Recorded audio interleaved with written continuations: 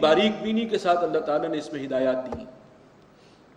اگر تمہیں یقین ہو کہ تم ان کو اپنے گھر میں رکھ کر ان کے حقوق تلف نہیں کرو گے، ان کو مہر بھی ادا کرو گے اور ان کے ساتھ کوئی زیادتی نہیں کرو گے، تو پھر یہ ہے کہ اس میں کوئی حرج نہیں ہے. اصل معاملہ یہ تھا کہ ان کی حق تلفی نہ ہو، تو وہ حکم اس لیے تھا. وَمَا يُتْلَىٰ عَلَيْكُمْ فِي الْكِتَابِ، اور جو تمہیں سنایا گیا ہے کتاب میں، یعنی قرآن مجید میں جو پہلے آیت آ چکی ہے، فِي يَتَامَى النِّسَاءِ اللَّاتِي لَا تُؤْتُونَهُنَّ مَا كُتِبَ لَهُنَّ، وہ ان یتیم عورتوں کے بارے میں، بچیوں کے بارے میں تھا کہ جن کو تم نہیں دینا چاہتے تھے اور جو کچھ ان کے لیے طے کیا گیا، یعنی جن کے حقوق تم ادا کرنا نہیں چاہتے، جن کو مہر نہیں دینا چاہتے، اس نیت سے نکاح کرنا چاہ رہے ہو کہ چلو ان کو تو کوئی پوچھے گا ہی نہیں، ان کا کوئی والی وارث ہی نہیں ہے، ان کو مہر نہ بھی دیں گے تو کون ہے جو مطالبہ کرے، تو اس صورت میں تمہیں روکا گیا تھا. وَتَرْغَبُونَ أَن تَنكِحُوهُنَّ، اور تم چاہتے ہو ان کو نکاح میں لانا. والمستضعفین من الولدان، اور جو کمزور اور ناتواں ہیں بچے، یتیم بچے، ان کے حقوق کے حوالے سے وہ پابندی لگائی گئی تھی. وان تقوموا للیتامى بالقسط، اور یہ کہ تم یتیموں کے معاملے میں عدل و انصاف پر قائم رہو، اصل اصول یہ ہے.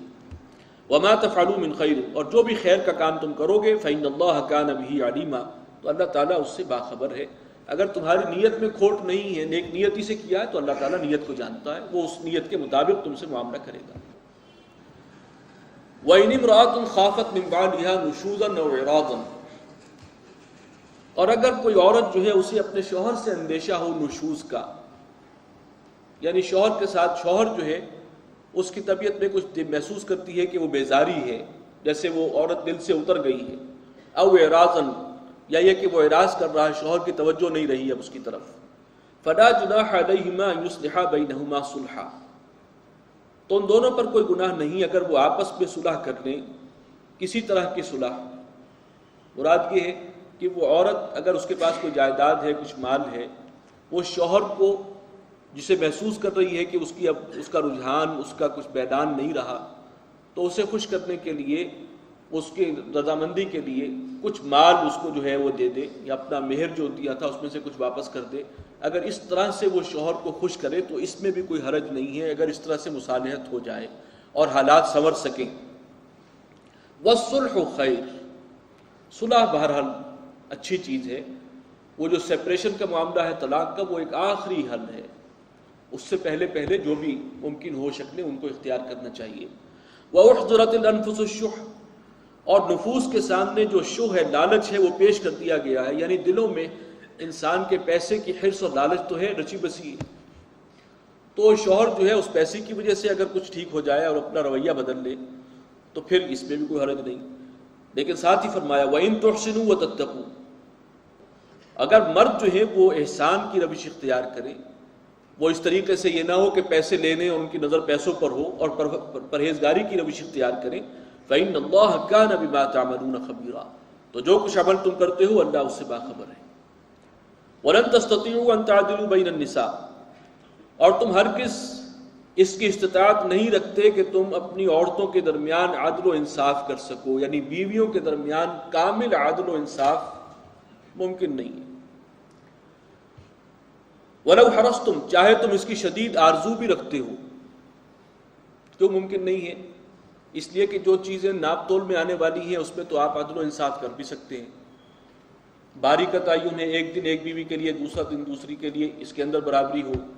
ایک بیوی کو جو خرچہ دیا جا رہا ہے اور دوسری کو اس میں برابری ہو، وقت جتنا دیا جانا ہے اس میں برابری ہو. لیکن یہ ہے کہ جو معاملہ ہے رجحان طبعی کا، میلان قلبی کا، وہ تمہارے اختیار میں نہیں، اس کو تم ایکولی ڈیوائیڈ نہیں کر سکتے. لہٰذا اس معاملے میں تم بھی مجبور ہو. فلا تمیلوا کل المیل، تو ایسا نہ ہو کہ تم بالکل جھک جاؤ ایک ہی جانب پورے کا پورا. فتذروها کالمعلقہ، اور دوسری بیوی کو تم چھوڑ دو کہ وہ معلقہ ہے، اس کی طرف کوئی رجحان نہیں ہے. وَإِن تُصْلِحُوا وَتَتَّقُوا، اور اگر تم اصلاح کرتے رہو اور پرہیزگاری کی روش اختیار کرو، فَإِنَّ اللَّهَ كَانَ غَفُورًا رَحِيمًا، تو اللہ تعالیٰ بخشنے والا ہے، مہربان ہے. وَإِن يَتَفَرَّقَا يُغْنِ اللَّهُ كُلًّا مِّن سَعَتِهِ، اور یہ اگر ساری تدبیریں ناکام رہیں جو اوپر بیان ہوئی تھیں اور آخری فیصلہ ہو جائے سیپریشن کا، تو اللہ تعالیٰ ہر ایک کو غنی کر دے گا اپنی کشائش سے، اپنی وسعت سے. یعنی نیک نیتی سے کوشش کی گئی تھی موافقت کی، اصلاح احوال کی، اور لیکن بات نہیں بنی تو آخری حربہ ہے، آخری راستہ ہے وہ سپریشن کا ہے۔ یہ نہ ہو کہ گھر کا ماحول انتہائی خراب ہو، ہر وقت لڑائی جھگڑا ہو، دنگا فساد ہو، اور بس گھسٹ رہی ہے زندگی اسی طریقے سے۔ اگر نہیں ہے تو پھر سپریشن کا ایک راستہ ہے جو اللہ نے کھولا ہے، اور اللہ تعالیٰ پھر دونوں کو اپنی وسعت سے نوازے گا اور ان کے لیے نئے راستے کھولے گا۔ وَكَانَ اللَّهُ وَاسِعًا حَكِيمًا، اللہ تعالیٰ وسعت والا ہے، حکمت والا ہے۔ بارک اللہ لی و لکم فی القرآن العظیم ونفعنی وإیاکم بالآیات والذکر الحکیم۔